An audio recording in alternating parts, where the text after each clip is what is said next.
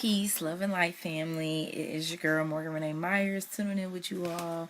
It's been a very long time since I've hopped on live and read from Richard Wright's book, Black Boy, but I'm almost through with it, and my YouTube followers have been requesting that I go ahead and upload the rest of the chapters. So I'm doing that. I have the last 3 chapters I read and didn't upload right after I read them, so they just been sitting. So I figured let me go on ahead. I'm uploading them as I do this. So we are on chapter 9 of Richard Wright's Black Boy, and I'm gonna just hop into it. My life now depended upon my finding work, and I was so anxious that I accepted the first offer, a job as a porter in a clothing store selling cheap goods to Negroes on credit. The shop was always crowded with black men and women pawing over cheap suits and dresses, and they paid whatever price the white man asked. The boss, his son, and the clerk treated the Negroes with open contempt, pushing, kicking, or slapping them. No matter how often I witnessed it, I could not get used to it. How can they accept it? I asked myself. I kept on edge, trying to stifle my feelings and never quite succeeding, a prey to guilt and fear because I felt that the boss suspected that I resented what I saw. One morning, while I was polishing brass out front, the boss and his son drove up in their car. A frightened black woman sat between them. They got out and half dragged and half kicked the woman into the store. White people passed and looked on without expression. A white policeman watched from the corner twirling his nightstick, but he made no move. I watched out the corner of my eyes, but I never slackened the strokes of my, is it chamois? Hold on, I gotta look this word up. I don't know something now. Chamois? He's shining shoes, so that must be what it's called. Let's see. Chamois. Chamois. It's spelled Chamois. Chamois. An agile goat antelope with short hooked horns. Not that. A type of soft, pliable leather now made from sheepskin or lambskin. Chamois. Chamois. Okay. So I watched out of the corner of my eyes, but I never slackened the stroke of my chamois upon the brass. After a moment or two, I heard shrill screams coming from the rear of the store. Later, the woman stumbled out, bleeding, crying, holding her stomach, her clothing torn. When she reached the sidewalk, the policeman met her, grabbed her, accused her of being drunk, called a patrol wagon, and carted her away. When I went to the rear of the store, the boss and his son were washing their hands at the sink. They looked at me and laughed uneasily. The floor was bloody, strewn with wisps of hair and clothing. My face must have reflected my shock, for the boss slapped me reassuringly on the back. "Boy, that's what we do to niggas when they don't pay their bills," he said. He looked at me and grinned. "Here, have a cigarette," he said. Not knowing what to do, I took it. He lit his and held the match for me. This was a gesture of kindness, indicating that even if they had beaten the black woman, they would not beat me if I knew enough to keep my mouth shut. "Yes, sir," I said. After they had gone, I sat on the edge of the packing box and stared at the bloody floor until the cigarette went out. The store owned a bicycle, which I used in delivering purchases. One day, while returning from the suburbs, my bicycle tire was punctured. I walked along the hot, dusty road, sweating and leading the bicycle by the handlebars. A car slowed at my side. "What's the matter there, boy?" a white man called. I told him that my bicycle was broken and that I was walking back to town. "That's too bad," he said. "Hop on the running board." He stopped the car. I clutched hard at my bicycle with one hand and clung to the side of the car with the other. "All set?" "Yes, sir." The car started. It was full of young white men. They were drinking. I watched the flask pass from mouth to mouth. "Want a drink, boy?" one asked. The memory of my 6-year-old drinking came back and filled me with caution, but I laughed, the wind whipping my face. "Oh, no," I said. The words were barely out of my mouth before I felt something hard and cold smash me between the eyes. It was an empty whiskey bottle. I saw stars and fell backwards from the speeding car into the dust of the road, my feet becoming entangled in the steel spokes of the bicycle. The car stopped and the white men peeled out and stood over me. "Nigger, ain't you learned no better sense than that yet?" asked the man who hit me. "Ain't you learned to say 'sir' to a white man yet?" Dazed, I pulled to my feet. My elbows and legs were bleeding. Fist doubled, the white man advanced, kicking the bicycle out the way. "Oh, leave the bastard alone. He's got enough," said one. They stood looking at me. I rubbed my shins, trying to stop the flow of blood. No doubt they felt a sort of contemptuous pity, for one asked, "You want to ride to town now, nigga? You reckon you know enough to ride now?" "I want to walk," I said simply. Maybe I sounded funny. They laughed. "Well, walk, you black son of a bitch."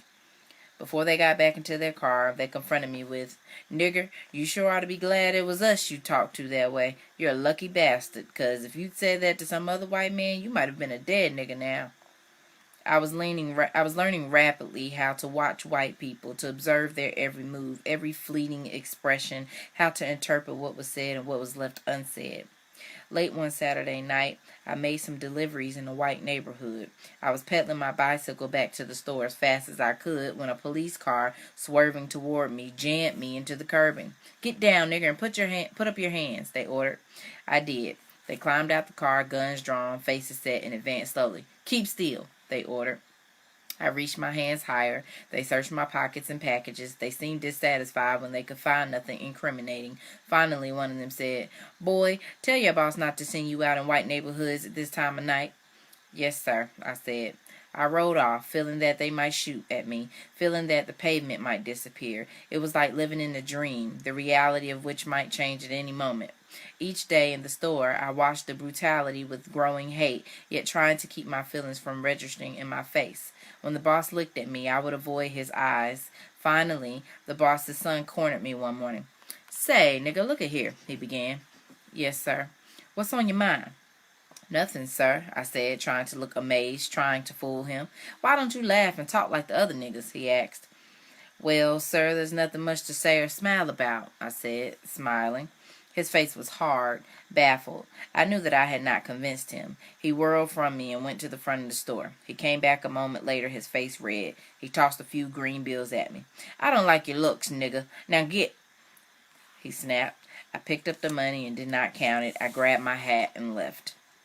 I held a series of petty jobs for short periods, quitting some to work elsewhere, being driven off others because of my attitude, my speech, the look in my eyes. I was no nearer than ever to my goal of saving enough money to leave. At times, I doubted if I could ever do it.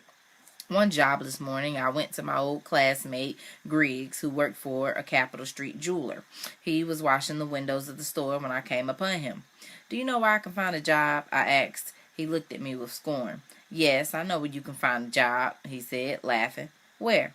"But I wonder if you can hold it," he said. "What do you mean?" I asked. "Where's the job?" "Take your time," he said. "You know, Dick, I know you. You've been trying to hold a job all summer and you can't. Why? Because you're impatient. That's your big fault." I said nothing because he was repeating what I had already heard him say. He lit a cigarette and blew out smoke leisurely. "Well," I said, egging him on to speak. "I wish the hell I could talk to you," he said. "I think I know what you want to tell me," I said. He clapped me on the shoulder. His face was full of fear, hate, concern for me. "Do you want to get killed?" he asked me. "Hell no. Then for God's sakes, learn how to live in the South." "What do you mean?" I demanded. Let white people tell me that? Let white people tell me that. Why should you?" "See," he said triumphantly, pointing his finger at me. "There it is now. It's in your face. You won't let people tell you things. You rush too much. I'm trying to help you and you won't let me." He paused and looked about. The streets were filled with white people. He spoke to me in a low, full tone. "Dick, look, you're black. Black. Black. See? Can't you understand that?" "Sure, I understand it," I said. "You don't act a damn bit like it. You don't act a damn bit like it," he spat.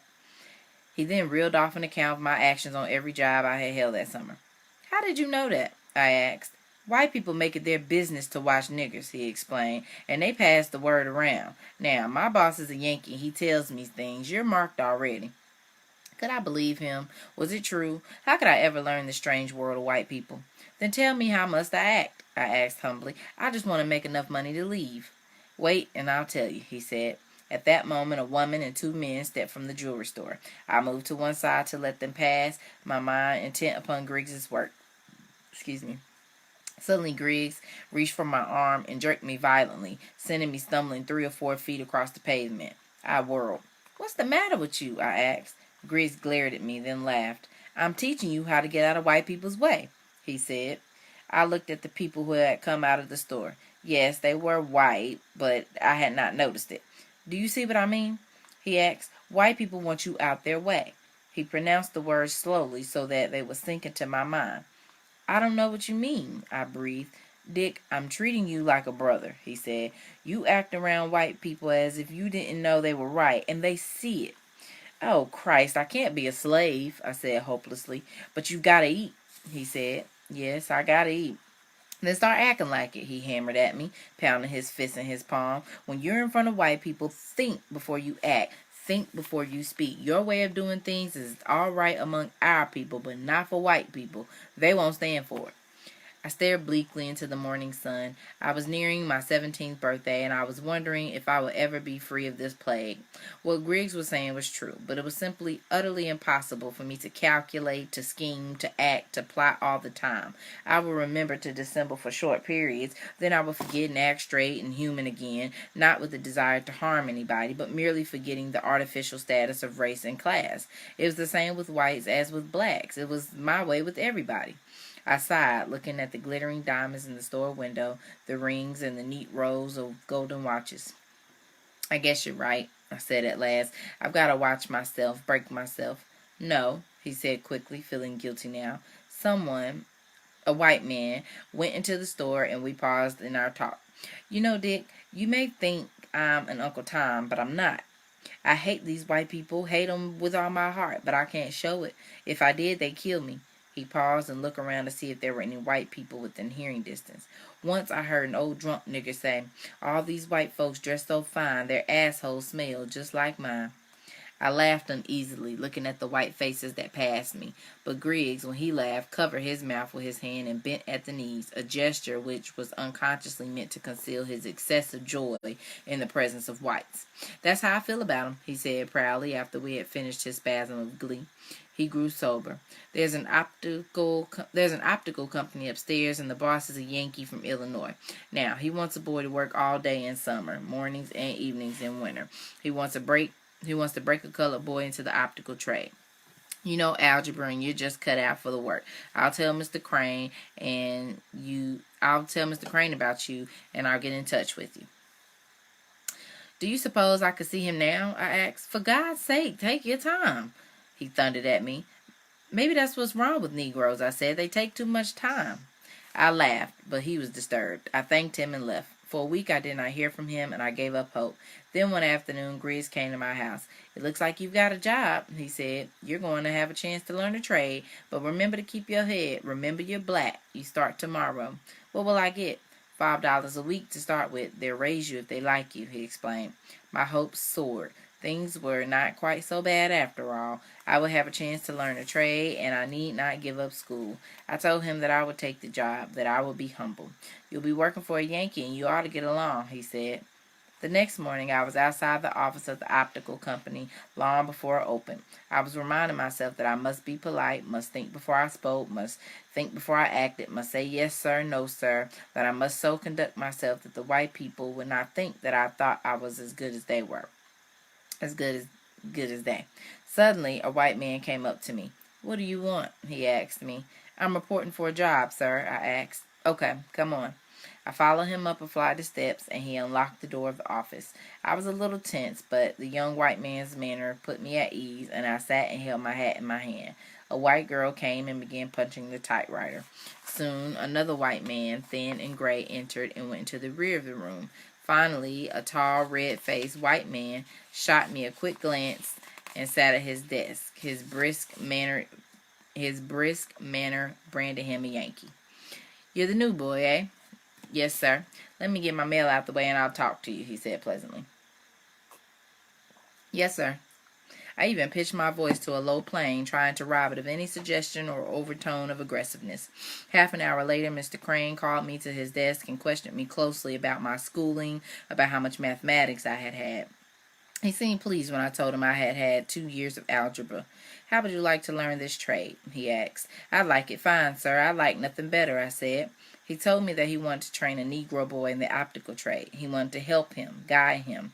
I tried to answer in a way that would let him know that I would try to be worthy of what he was doing. He took me to the stenographer and said, "This is Richard. He's going to be with us."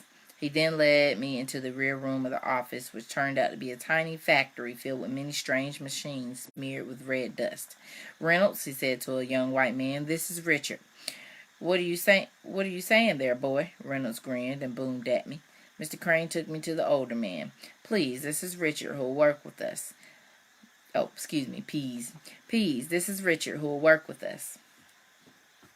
Pease looked at me and nodded. Mr. Crane then held forth to the two white men about my duties. He told them to break me in gradually to the workings of the shop, to instruct me in the machines of grinding and polishing lenses. They nodded their assent. "Now, boy, let's see how clean you can get this place," Mr. Crane said. "Yes, sir."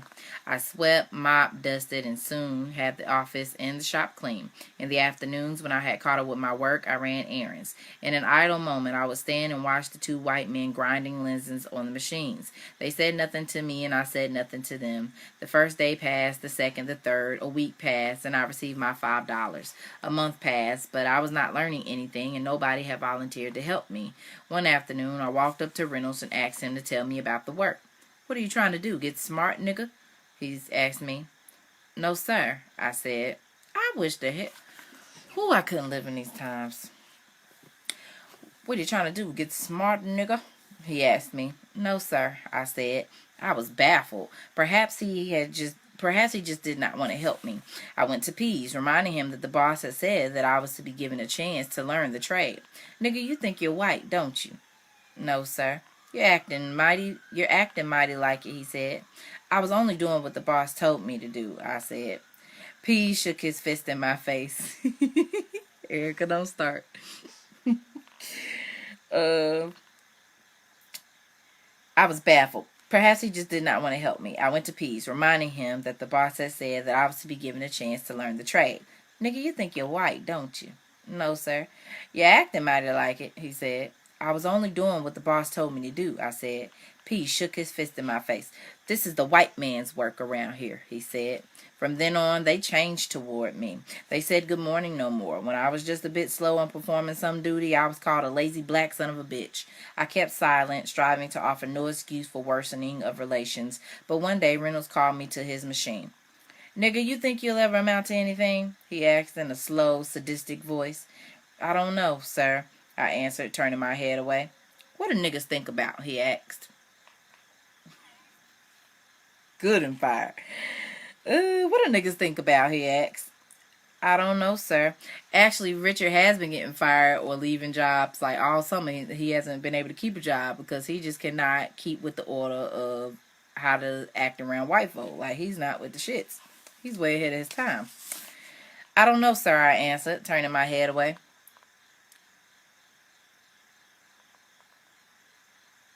"If I was a nigga, I'd kill myself," he said.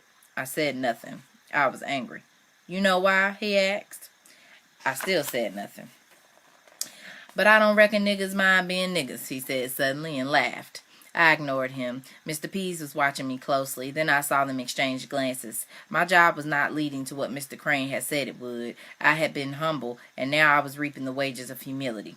"Come here, boy," Pease said. I walked to his bench. "You didn't like what Reynolds just said, did you?" he asked. "Oh, it's all right," I said, smiling. "You didn't like it. I could see it in your face," he said. I stared at him and backed away. "Did you ever get in any trouble?" he asked. "No, sir."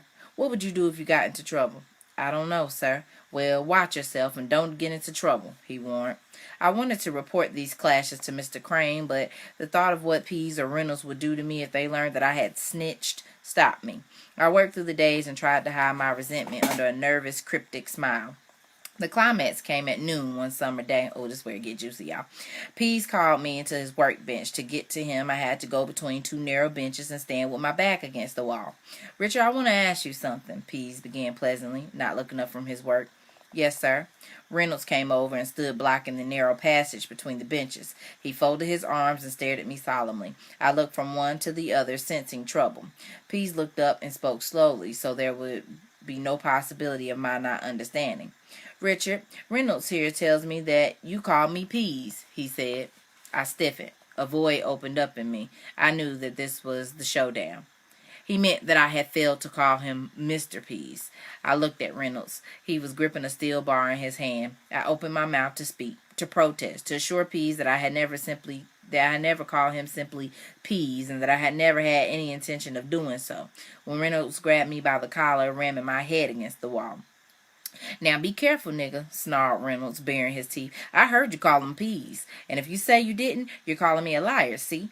He waved the steel bar threateningly. If I had said, no, sir, Mr. Pease, I never called you Pease, I would, by inference, have been calling Reynolds a liar. And if I had said, yes, sir, Mr. Pease, I called you Pease, I would have been pleading guilty to the worst insult that a Negro can offer to a Southern white man.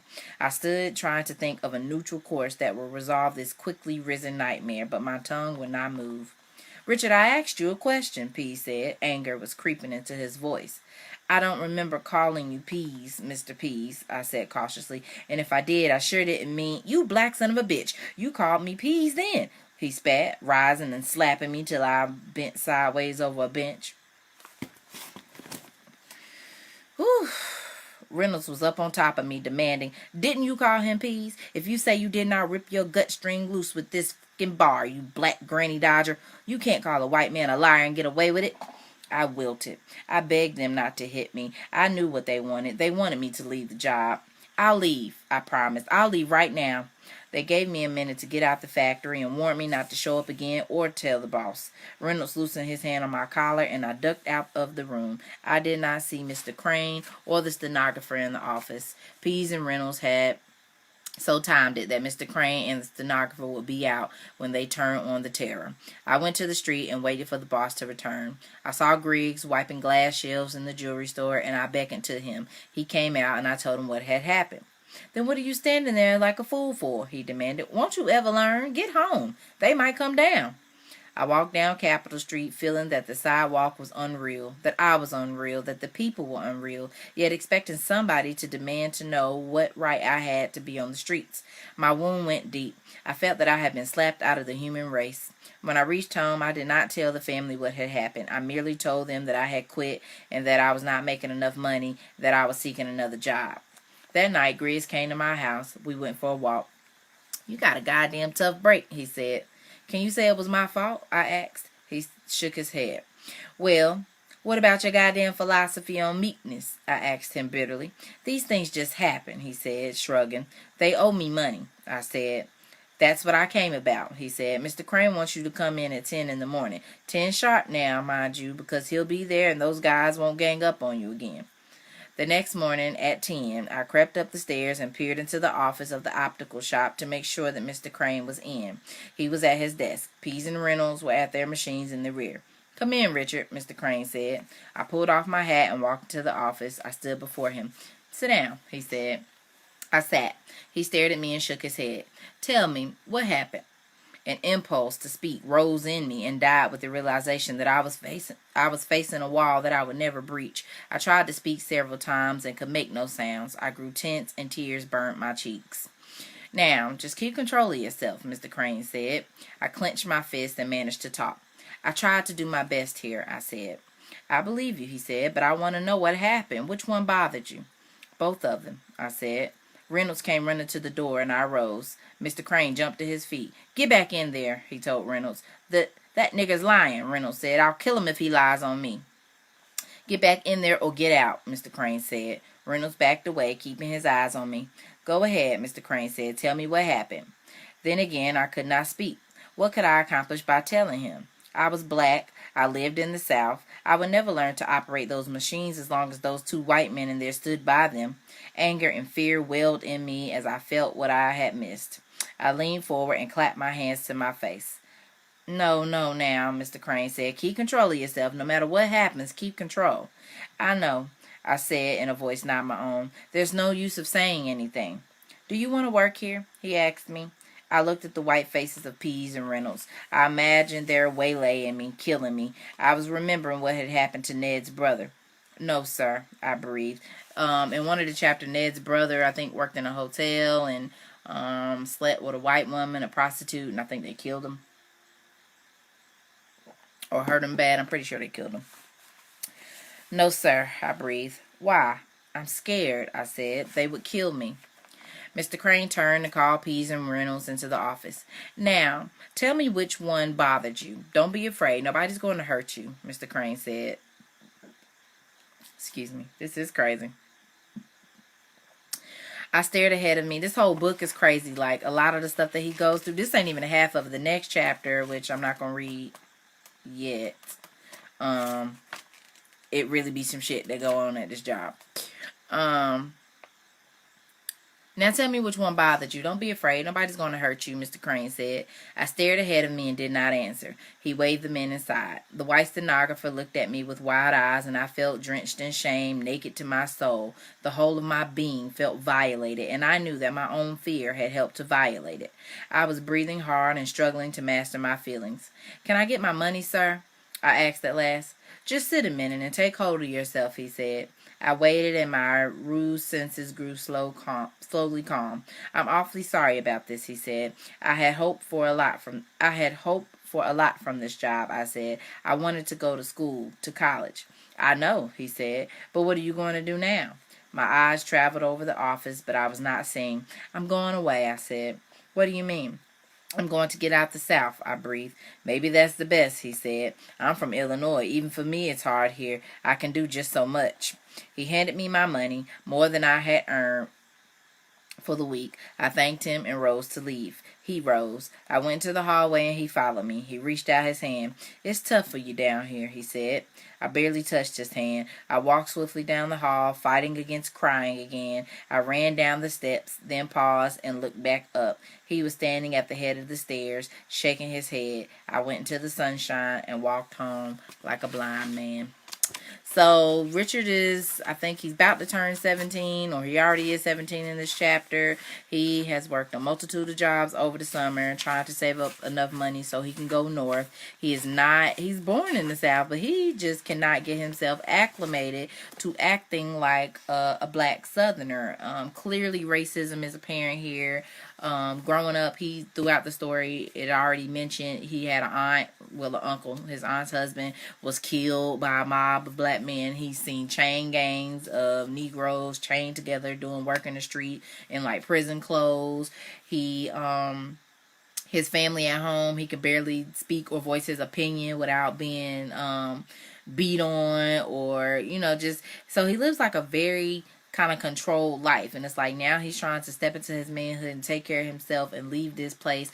And he's growing up in a time where like white people are saying and doing anything they want, and black people can get killed for looking the wrong way, saying the wrong thing, showing any type of distaste. So I really like his transparency and sharing his story. So this is his autobiography. So that was chapter 9. So make sure y'all follow my YouTube channel. It's Moremy, Moremy. You'll see a red logo with an M inside of it. I have the rest of these chapters 1 through 7 uploaded. Well, I'm lying. I'm uploading 6 right now, and I already have 7 and 8 recorded. I just didn't upload it, so I'm doing that now.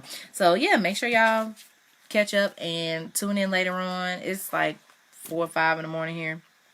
I went to sleep at like 7 or 8 last night, and I woke up around like 1 this morning. So I got energy, and I'm about to be watching people kids and stuff for the day. But I'll probably tune in and read it a little later when I'm done babysitting. So I appreciate y'all for tuning in. Hey, E. I love you, boo. All right. I'll talk to y'all later. Thanks for tuning in. Peace, love, and light. Have a blessed day.